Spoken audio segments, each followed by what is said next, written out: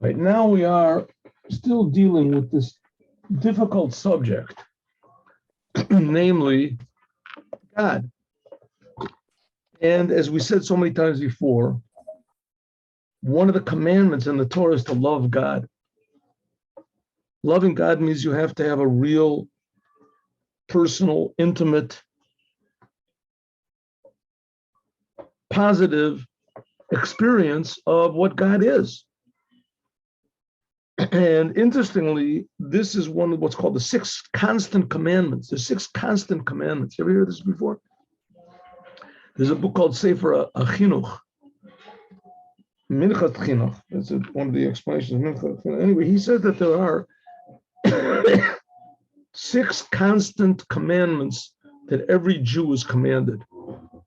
Maybe actually every human being, but the commandments of the Jews are a little bit sort of different in nature, sort of more obligatory in a way than for all mankind. Let's say 6, even for all mankind. What are these 6 commandments, constant commandments? Let's count them. One of them is to believe in God. The other one is not to believe in anything else except for God.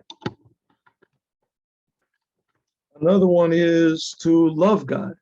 Another one is to fear God. Another one is to unify God. And another one is not to go after your heart and your eyes. The world is very, how do you say, luring, intimidating, confusing, alluring. We already said that.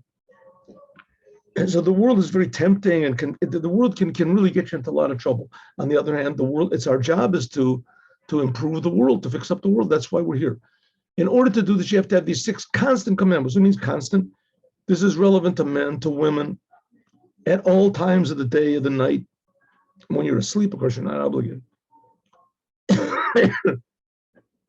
Every place, whether in the time of the temple or not in the time of the temple, we're in Israel, no matter where you are, no matter who you are.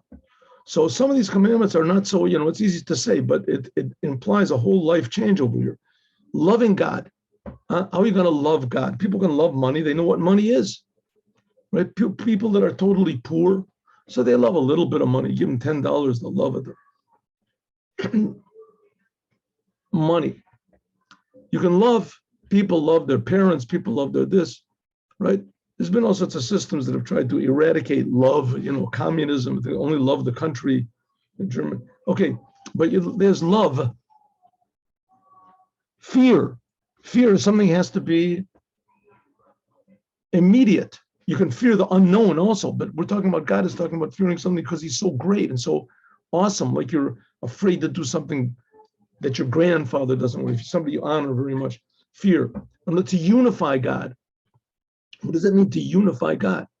In other words, everything you do, everything you say, everything you think, you're supposed to be thinking, this is part of the creation of God. I want to know how to use it properly. So in order to do all these things, you have to have some sort of a feeling of God. Okay, believing in God, you have to just an inkling that maybe there is such a thing as God. Feeling. So you don't have to have such an intimate, let's say, relationship, even though that's not 100% true, but believe in God.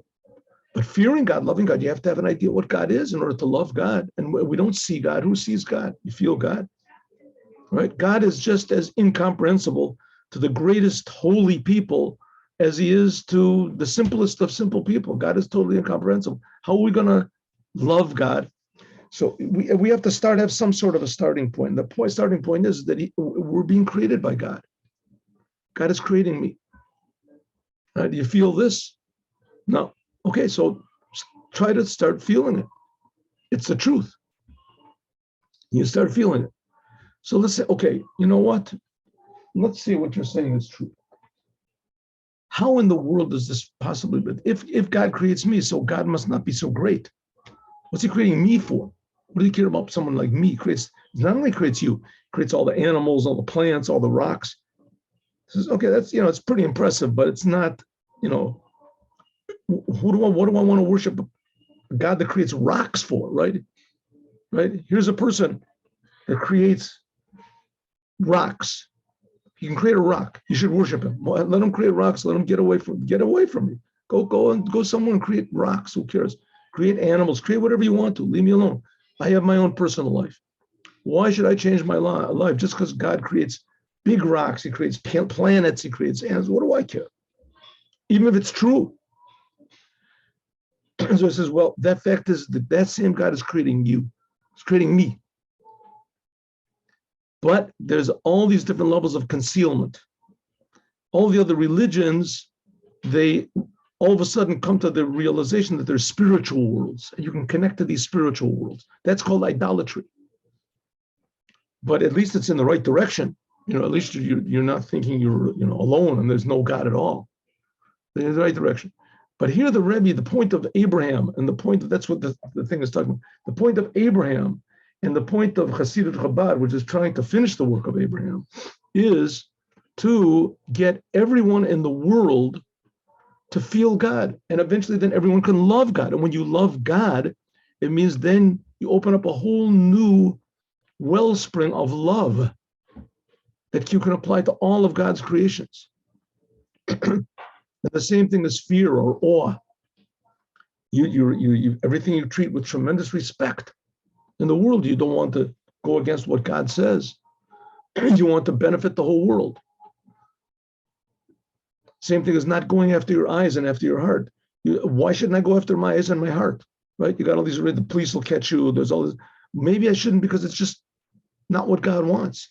And God wants my best. He's creating me.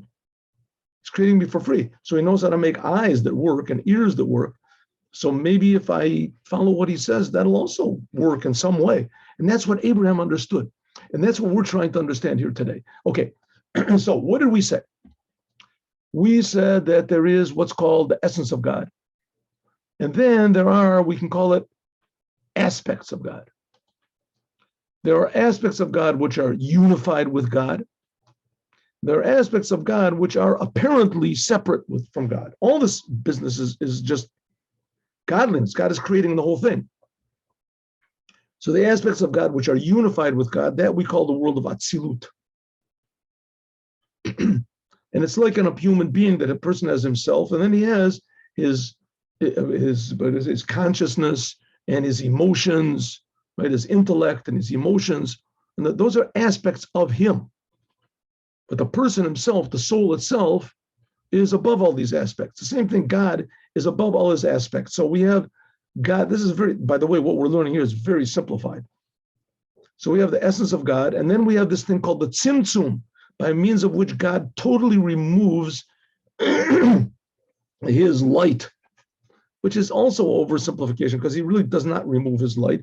He just removes the revelation of his light. A revelation of his light. The example is sometimes given like a teacher that comes into a class and he realizes that the class is at a very low level of IQ, right? Like we gave the example, Einstein is given the job of teaching physics, nuclear physics to a third grade class. And he misunderstood exactly what his mission is supposed to be. He thought that these kids were geniuses and he didn't notice they were third grade.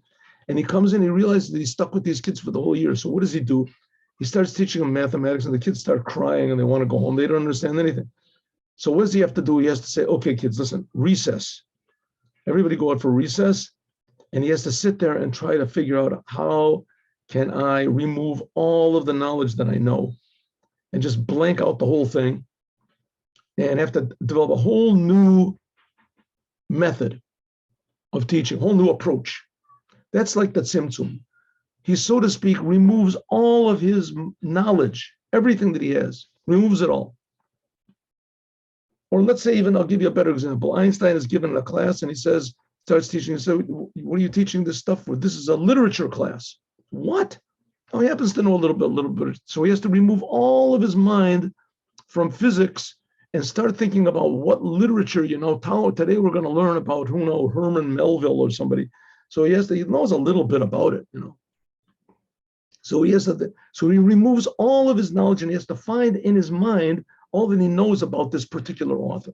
The same thing, so to speak. Now, it's not that the previous knowledge goes away. The same thing with God. God, in order to create the world, he has to remove all of his creative power. It's not that he removes it, he just sort of hides it. That's called the first Tzimtzum. He hides his creative power totally. And then that's called the empty place. And then he reveals this world, which is called the world of Atzilut, which that's pure godliness, pure revelation of godliness. That's sort of like this we had in our metaphor that we gave of a person. That's like the intellect of a person and the emotions of a person revealed from the person. Okay, they're given to change, and they're possible to change, but nevertheless, that is the expression of the person himself. Okay. Then from there, that's called the Tzimtzum. And from the Tzimtzum, he creates all these, the world of Atzilut. Then from Atzilut to the three lower worlds, which we said that's the world of the souls, of the angels, of the world creation, Bria, Yetzir, and Asiya, that is created by what's called a parsa. And we gave the example yesterday. I think we got up to this yesterday. Anyway, I think we got up to here yesterday. That's what's called the parsa. The parsa means that God, so to speak, and let's take our example again, Albert Einstein, right? So he starts telling these kids about, here we have literature, right? So he's explaining to them, Shakespeare. These kids don't understand anything. So he has to put in all sorts of little examples that he gives in order to understand what is literature, right? You know what a book is, kids? Nah, don't know. You ever see a comic book? Oh, yeah, we saw a picture. So let's say that someone wants to get your attention. So he draws a picture of a monster. You know what a monster is? Oh, yeah, we saw that before. Okay, so here we have a picture, but it's not really the real thing. It's just a picture. It's not a real monster. It's the picture. Well, it's possible. Let's say he writes the word monster. Huh? You know what it means? Mem, O-N, right? He says, every time you see this word, think about this big monster. Yeah. So he says, now here we have a word that represents a thing. And the thing, a picture, and the picture represents a thing. So that's what this literature is. Literature is you put a bunch of words together, and that represents an idea, and that idea corresponds to a thing. And then there were people, and he goes into this whole thing, but the whole thing is just to bring an example that brings you to understand another example that brings right the word represents the picture, and the picture represents the thing. And that thing represents the idea represents the thing. So it's the same thing. The world of Bria is like a garment of God. It's not God. And in order to get to this world of Bria, there has to be a separation between the reality of God as it is revealed in Atzilut and how it is revealed. So what does God do? He takes, so to speak, from himself. It's not like a removal. It's not a removal it's not a big jump. It's not something from nothing. It's one thing from another thing, a lower thing from a higher thing. It's a mashal, right? It's a mashal. You want the kids to understand Shakespeare, so you draw them a picture of a monster. And the kids look at that. What's that got to do with Shakespeare? What's it got to do with Othello or something? What does it got to do with it? Nothing.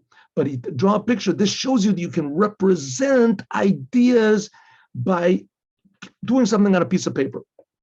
This is like a mashal. So the world of Bria, this is like a mashal. This is like sort of an example to understand the world of Atzilut. That's a little bit too high, so you make another example and another example. And it says, Kain or Zeh of Bria, this is a new type of light, which is made by means of this parsa, of this separation, right? The understanding that the kid has by understanding, he looks at a picture, now I see it's possible to represent an idea by means of a thing on a paper.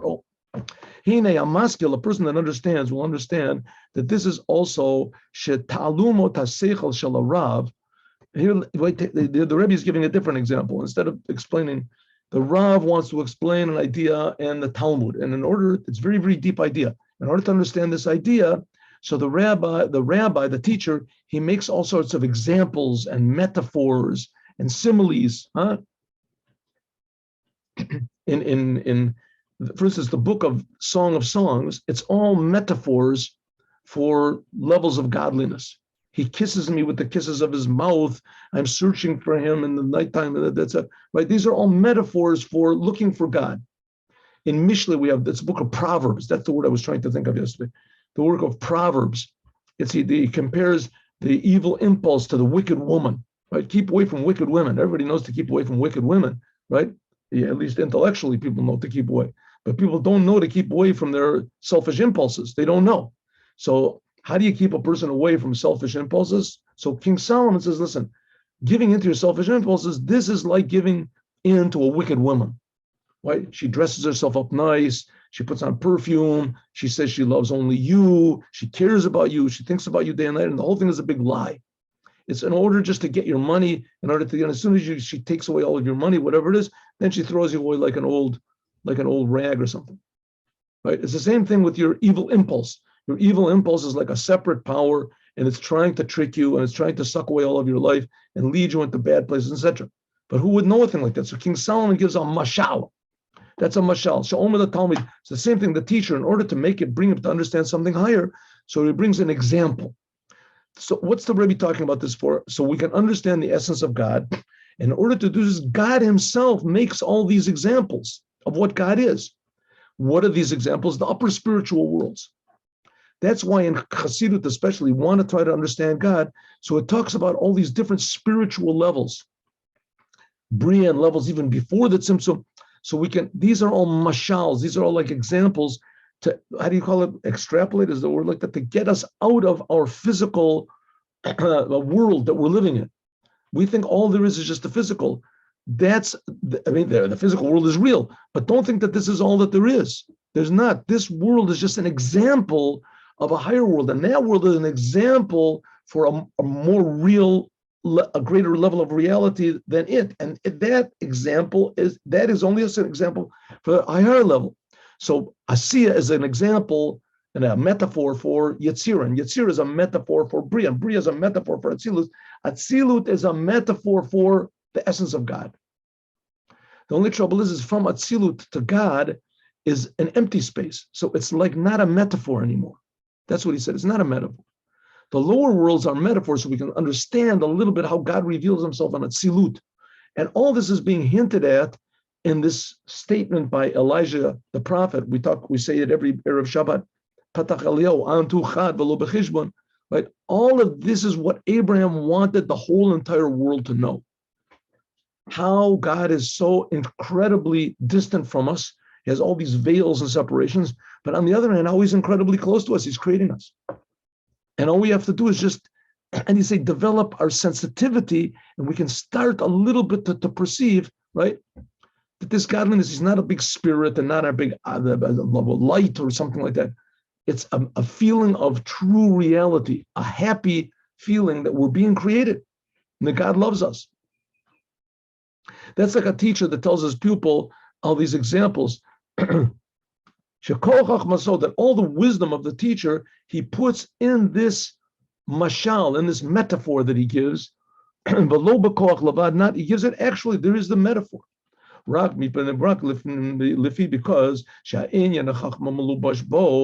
this idea that the teacher wants to get across to the pupil, but the teacher, he clothed and he disguised his wisdom in this metaphor. So when the child understands the metaphor, this example that he gives, the proverb, whatever he wants to say, then he gets in the right direction. He stops thinking the way that he thinks. The student stops thinking in the little way that he thinks, and he starts thinking in a bigger way. But this example that he gives comes to teach something which is not in the topic of the example. Therefore, haskalas arav binyan shemaram isbo ein haskala hahi nirit. Therefore, the idea that the rabbi wants to get across is not, you can't see it in the metaphor that he gives. Ela al pia mashal. It can only be understood by means of this example. When the pupil understands the example, then he can begin to understand, oh, there's principles at work here that maybe are higher than what I thought. This is a different thing. From this can be understood until it's called seichel chadash, a new idea. Sometimes you see like there's all these examples that that evoke patriotism, for instance. So they have these stories about people, that they risk their lives in order to save their friends, and they say, well, that's a nice story, and then you start to think, 1 second, why did this guy do this? He's risking his life. I never risked my life for anything. I'm not really willing to risk my money. I'm not really risking, and he risked his life for what? For the country, for the good of the people. All of a sudden, it starts to arouse inside of you this bravery. Now, the story itself is not necessarily bravery. The story is a good story, right? It's talking about story, right? But as soon as it's my country, my thing, it arouses inside of you a whole new attitude toward life. I have to be brave, right? I have to defy. Maybe like a King Solomon wants to, maybe I have to be brave and defy the biggest enemy. Who's the biggest enemy? Myself, my urges, my anger, my depression. I have to defy it. I have to be brave. Where'd you get this idea from? Where? From some example that he gives. So we see a simple example arouses a very spiritual thing, courage, defiance. The same thing the Rebbe wants to tell us, and where does courage come from? Where does defiance come from? This new idea, the mahut of atzmuto, it already was before. And it was hinted in all of the example that was given. So it is the idea of how God puts his wisdom of how it is in Atzilus by means of this separation into Bria. Right? From Atzilut, from God's essence until Atzilut, there has to be an empty space because it's not similar at all. Atzilus is not similar at all to the Creator. But on the other hand, the Bria coming from Atzilut is something similar, right? Something similar. So, or in other words, the angels, the existence of the angels is something like the godliness which is in Atzilut.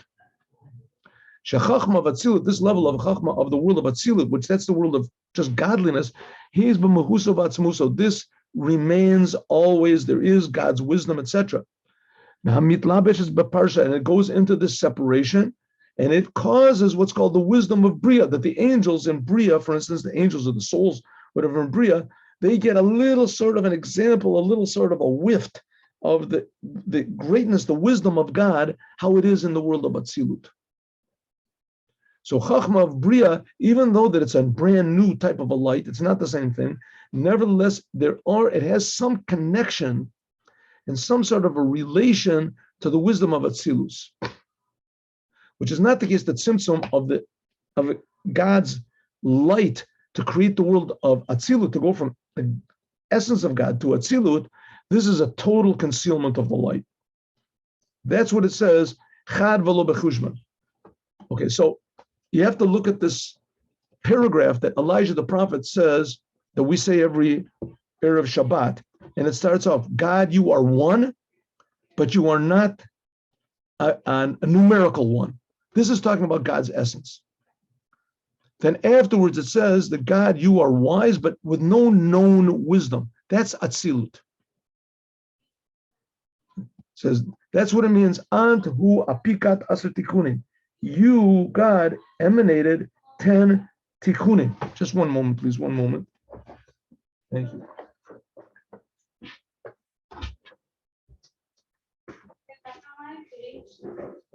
Shalom. Shalom.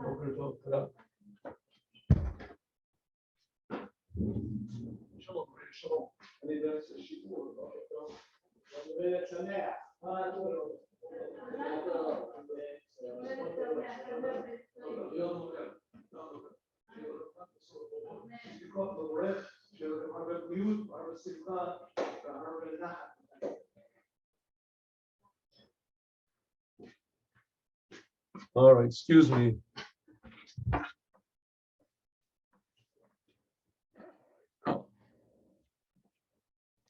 Today, by the way, is my birthday. Birthday day, here it is. I was born. Yes, I was. And I have a birthday, I have a power to bless. That's what it says. So I bless all of the listeners and all the people who are not listeners. They should have happy, healthy, meaningful, blessed lives with a lot of good news and only good news all the time. And the best news of all is Moshiach now. Amen. Okay, so here we go. We're understanding now how infinitely, infinitely far away God is from us. But simultaneously, God is also infinitely, infinitely close to us. He's creating us. Oh, there we go. Thank you very much. He's creating us. Okay, but don't think because God is creating us that therefore he's like, take it or leave it. So we're saying God creates all these spiritual levels. That's what it means. God, you emanated these 10 tikkunim. Nevertheless, in bechinas nifra, they are this level of atzilut, even though the God creates it by means of this separation, this tzimtzum. So nevertheless, it is not separate. Why? Even though that all these worlds, even the world of atzilut, the highest worlds, have no comparison to God. Nevertheless, me'achar or one second, let me make this thing bigger. I'm squinting and squinting. There we go. That's my birthday present to myself. Here we go. Yeah, that's good enough. All right, here we go. So, okay, don't think though that all of these sphirot that we're talking about and all these worlds, even though that they are created by means of this empty space and this jump and these veils and everything, but don't think that they're separate from God, because nothing is separate from God. Since that this light of God, it gets hidden, but it gets hidden in the ma'or, in the essence of God. Let me just turn off this thing.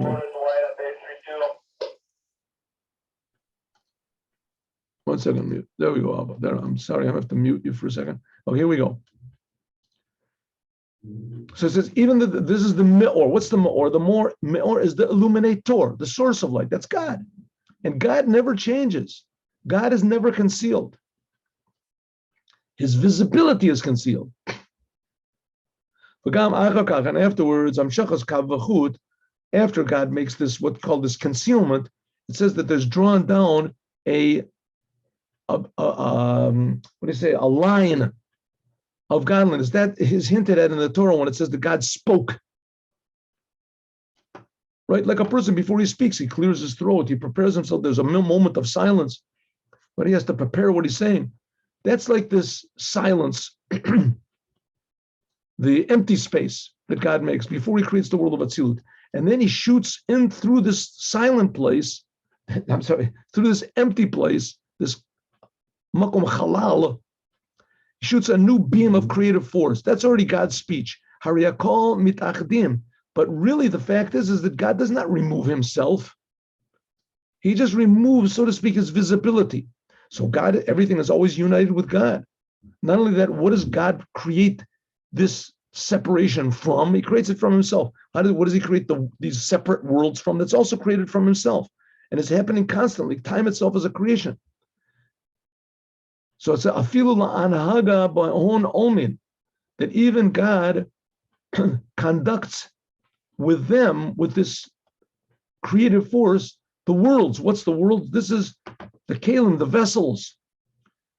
The vessels, that's the outer aspect of Atzilut. Every person has what's called a soul and a body, right? Also, when I speak, what you hear is the vessels. You hear letters. But inside of these letters is meaning. The meaning is what's called the light. Also the same thing with God. There's Tav Aleph, 400,000 worlds of desire. There are numbers, when it talks in Kabbalah about numbers, of course it's not talking about physical numbers like in the bank. This is talking about spiritual numbers. In spiritual numbers, you can have a number million and the number billion is basically the same thing. I mean, they don't have any place physically, but spiritually there's a difference, right? The upper world sometimes are bigger numbers. Sometimes the upper worlds there's more unity, so there's smaller numbers. Usually, when it talks about the light, it talks about the higher the worlds you get, the smaller the numbers became, to the point where God is one. And at Atzilut, then you have 10 Sfirot, and in Bria you have it 10 times 10, whatever. But that's talking about lights. But the vessels, the higher as far as the vessels go, the higher that you get, the bigger the numbers become. I'm sorry. I changed it around. I regret what I said. Whereas lights go, the higher you go, the more light that there is. So the numbers become bigger. Lights. As you get down lower, the lights become less and less. In this world, there's almost, so that's become smaller. The vessels is exactly the opposite. The vessels, the higher you get, the less vessels there are. So the numbers become smaller. So it says, in Atzilut, God is one, even in the number of vessels that he has. But even the vessels, as the worlds get lower, there's more and more vessels of godliness. Just the same thing. Let's say, to explain an idea to, and let's say in mathematics, to a college student, a graduate student, so it takes less words. You write a number, a formula. The formula represents the whole thing. As you get lower and lower, you have to have more and more words to explain an idea, right? Because you have to explain each and every number, what it means, and really what is calculus and what is algebra and what is this. The upper level is just one little sign, indicates a whole. So the same thing, the vessels as you go higher get less. But as you come down lower, the vessels become more and more. And there's more physical. Like a physical thing that's grasped in your mind. Your mind can encompass even a physical thing. Think about a stone. Think about it.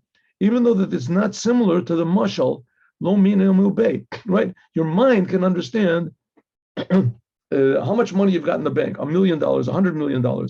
It's a big difference in your mind. Your mind can encompass billions, trillions of dollars. Your mind, right? You get a picture of all of Russia. Your mind can encompass the whole picture. But we can, nevertheless, the same thing, God, so to speak, the upper worlds encompass the lower worlds. Just like just like there is thought and power and thought to encompass a physical thing that seems to be separate from it, but nevertheless, there's no comparison between physical dollar bills and your mind. Your mind is much more, how do you say, you than the dollars are. There's a power. Nevertheless, we can see that it's possible that a physical thing, right, money, a stone, whatever, can be encompassed in your mind. And your mind is totally a different world than money or a rock. Also the same thing by God. God has the power to unite all of these lights, which that's something like our mind, and the vessels, that's something like the rock. Visham, Lamaila, and above, they are totally one. They are totally one. They're all one, below Nifra. Okay, so if so, we can understand a little bit how it is that the upper worlds encompass totally the lower worlds. Which is impossible to grasp this in our mind, but olam hanifrad. How it is that God grasps all the worlds, this makes no sense whatsoever. Then how it is that the vessels of Atzilut, the lights of Atzilut are only 10, but the vessels of Atzilut, they can be 400,000 worlds of desire, and 13,000 worlds, and etc.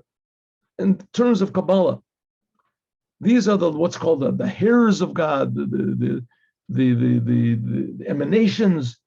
Similarly, the division of thought can be divided into all sorts of levels of thought. Okay, so here we go.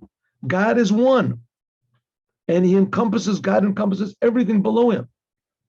But this is not a mathematical oneness, and it's not a oneness like we talked about, but all these things that we're giving examples are just sort of examples that maybe from that we can come to understand the immense reality, at least the direction, the immense reality of God. That's a very basic principle that when we talk about these spiritual things, we have to admit to ourselves that we have absolutely no idea what we're talking about. But on the other hand, we know the ideas, and we believe that the ideas were given to us by true people, the Arizal, Rabbi Shimon Bar Yochai, these people are people that really did feel and see these spiritual worlds. And the whole purpose of knowing all about all these spiritual worlds is not to do tricks and to have new powers and abilities and this. It's simply to be more humble and to have more love of God and God's creations. We start to understand a little bit about how immensely real God is. Then it's very, how do you say, a very humbling experience and a very happy experience, because we realize, well, I'm a part of something. And then suddenly we realize, hey, what I thought God was, that he's immensely bigger than me, that was like only, a little glimpse or whatever, the world of a Yetzirah. That's nothing compared to Bria. And Bria is nothing compared to Atzilut. And Atzilut is nothing compared to the essence of God. If so, we have to remind ourselves that we have absolutely no real conception of what real reality is. But here it is. And in the Torah, God tells us what to do with it. And we have to believe that when we do what it says in the Torah, that it has an effect on all of these worlds, on all the whole business, on the essence of. So it says, therefore, when God created these sphirot, it says he made them one long, one short, and one in the middle. This is the language of Elijah the prophet that he says in this paragraph that we say before Shabbat, we say. Right? Antu the apikas asit tikunim v'korolem. It says you emanated 10 tikunim. And they're called sphirot. One of them is long, one of them is short, and one of them is in the middle. What does this mysterious language mean? Chesed, God's kindness. What are the 10 sphirot? The 10 sphirot can be one under the other, or they could be on pillars. There's the right side, the left side, and the middle side. The right side is the side of kindness. It's a chachma, chesed, and netzach. And the other side is bina, gevura, and hod. Okay. Nevertheless, the right side, that's God's chesed, love. This is called arich. It's called long because this is the ability of God, the tendency of God to go from highest to the lowest. Just like water. Water is like God's kindness. It comes from a high place to a low place. Then we have gevura. Gevura is the left side. That's like fire. That goes from below to above. That's called short. Why? Because it limits. This limits how much kindness God can give. Right? That God doesn't give too much kindness to evil too. Because Allah. Okay, so this is what's talking about when God says, I will go down and I will see. That was the whole topic over here. Why is it that God said, I will go down? This paragraph is going to explain it more. We'll do that tomorrow. And that's what God said in this week's Torah portion. It talks about Sodom and Amorah. And God destroys the cities. And it says the people, they took in guests and they tortured them. That's when there was one of their pastimes, right? There was no television back then. They were bored. So they had these pastimes like torturing they were raping the guests. The word didn't get around too much because they would kill the guests afterwards, so that to preserve their reputation. Of course, it was a good thing. And they would murder and torture and cut people's legs off and stretch people. All these terrible, spread people with honey and put them up in the anthills. It explains what it is. And they got tremendous pleasure out of this. It was like practical jokers. Ultimate practical jokers were in Sodom and Amorah, right? They would cut people up and laugh, but right? They would put a guest would come, they would put him in a short bed and a little bed, and they say, oh, sorry, we'll fix you up. They figured he would bring a bigger bed. No, they would cut his legs off. Big joke, right? So the people were screaming out to God. And God said, I got to go. According to their screams, 1 minute. Is my microphone not working? 1 second. It's working. Huh? Just the video is off. The video is off? No, 1 second. No, it's off now because now it's on. Is the video on? No, it shows a picture of clouds. 1 minute. I don't want the picture of clouds over there. Oh, there we go. Okay, now we're back. How long has that been going on? Not important. Here we go. Everybody heard though. You heard. Okay, here he goes. So that's what it says, that there was in Sodom and Amorah, people were screaming out. So God said, I will go down and see according to the screams what's going on. What does God have to go down for? Well, God says he sees everything. What does he go down? It says, what does it mean? God said, I will see according to their screams.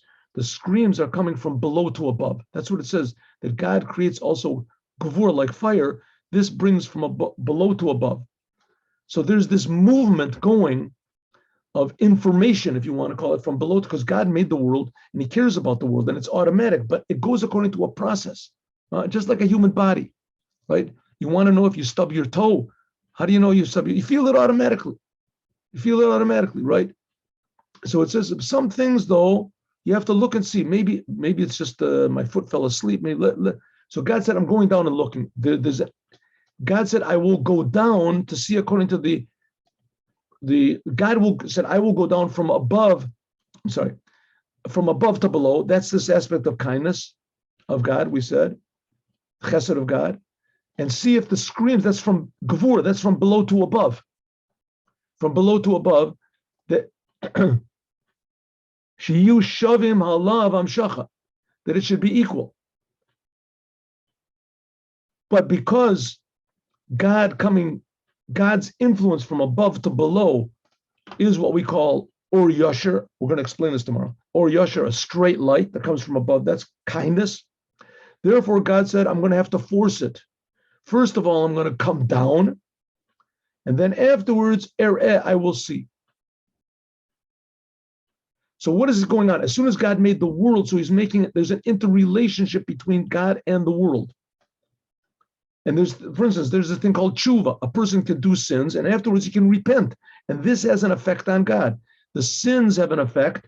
The repentance has an effect to the degree that God reacts. So here God is reacting and seeing these people are bad. Maybe they're repenting. That's the middle pillar. The middle pillar is God's mercy, because the connector between kindness, which means God gives even to undeserving people, and it doesn't care whatsoever, even though that they're not proper, and gevurah, which gevurah is strict punishment, automatic punishment, im hagon, if it's fitting or not. But then there's the central pillar, and that's what God says, I want to judge Rahmanas, mercy. This is in the middle. As a mamutza mitzad atzmo, eno ra'ui mikol makom tzorich l'rachem. God said, I want to go down and see the people of Sodom and Amorah. The screams that are coming up, I have to destroy them immediately. On the other hand, because of kindness, I created the world. I want things to go. Maybe they'll repent. I'm going to go down and see who's the eye. The eye is God's mercy. I want to see, to judge what's going on over here. Should I judge them as they are? Or maybe I should give them a big chance, mercy. But even though they're not fitting, nevertheless to give them mercy. That is what's talking about here. That we talked about the whole system of creation, the anatomy, if you want to call it the system of the creation. The Rebbe is just explaining that that's how things are, and how it is that God reacts to what we do.